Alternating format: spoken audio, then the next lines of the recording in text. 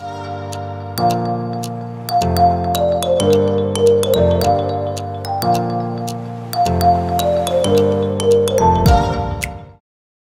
independentismo forma parte también de la primera clase del contenido, porque estamos hablando de la formación del criollo. Ustedes recuerden que la primera mitad del siglo XIX aparecen una serie de ideas políticas, ideológicas en estos criollos que van a ir definiendo incluso posiciones de clase y que van a ver directamente, según sea el interés que tenga una clase determinada, las posiciones que se asumen.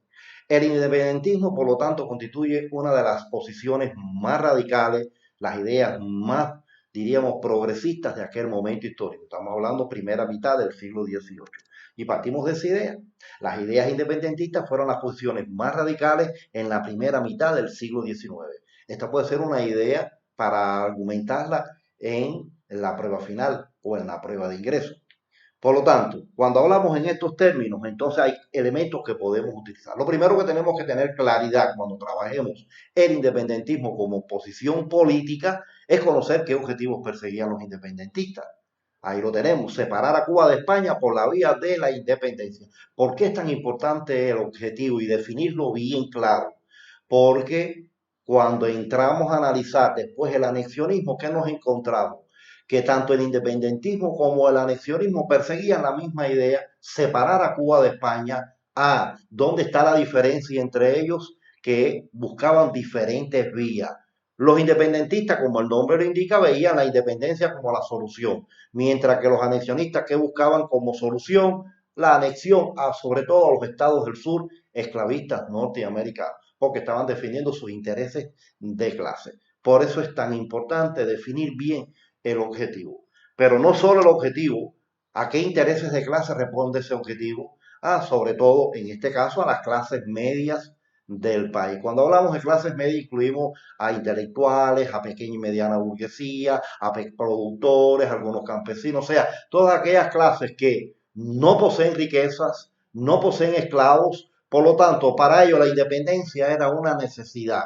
Cuba, país independiente, abolir la esclavitud como condición fundamental. Son dos términos que cuando valoremos el independentismo hay que tener muy en cuenta el objetivo y las fuerzas que representa la clase social que representan estas ideas. Pero no nos vamos a detener solamente en ello. Vamos a hablar de dos términos importantes. La figura principal. Ustedes a lo largo del análisis vinculan una serie de figuras. Cada una de las posiciones, en cada una de las conspiraciones, vamos a hablar de personalidades. Sin embargo, estamos hablando de la más importante. Ahí tenemos una imagen. Félix Varela Morales.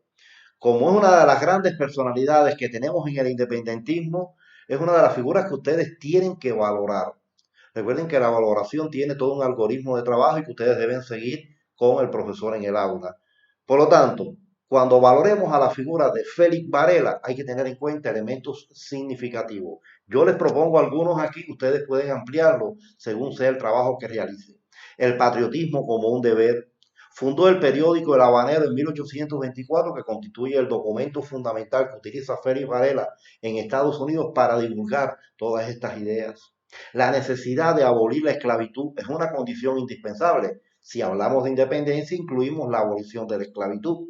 La independencia por medios propios.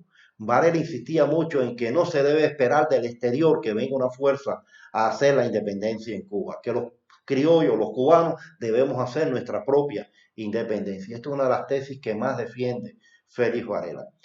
Damos algunas sugerencias, ustedes pueden seguir ampliando algunos contenidos, recuerden la posición latinoamericanista de Félix Varela, recuerden todos sus aportes a la pedagogía y sobre todo cuando él plantea que el estudiante debe tener una posición activa dentro del contenido, no solo asimilar y aceptarlo, sino que debe tener sus propias conclusiones. Uno de sus estudiantes, la figura de José de la Luz y Caballero, cuando valoró a su maestro, ¿qué dijo de él? Fue el primero que nos enseñó en pensar por estos aportes pedagógicos que Varela había realizado.